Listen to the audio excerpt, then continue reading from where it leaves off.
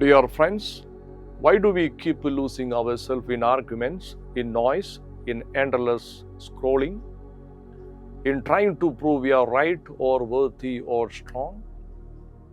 It's not because we don't care.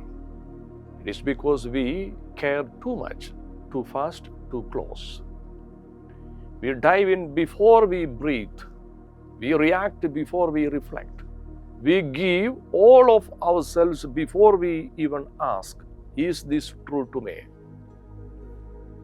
That is why the deepest form of meditation doesn't begin with silence or stillness.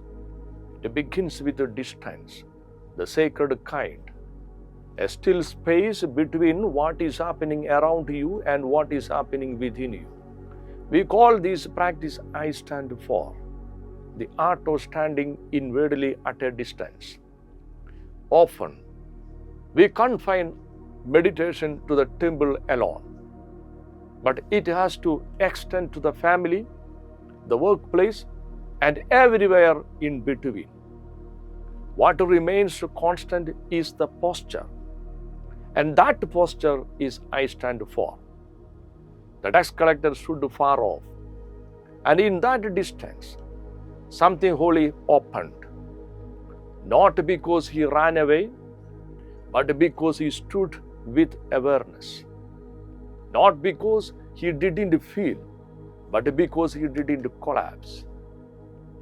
In family life, it means not getting swept away by the storm. You see the tension, but you don't become it. You acknowledge your pain, but you don't unleash it. You pause, you hold, you choose clarity over chaos. In the workplace, it means you are not ruled by image, not pulled into gossip, and not crushed by pressure. You lead not through noise, but through stillness. And in relationships, I stand for means you care deeply, but you don't drown.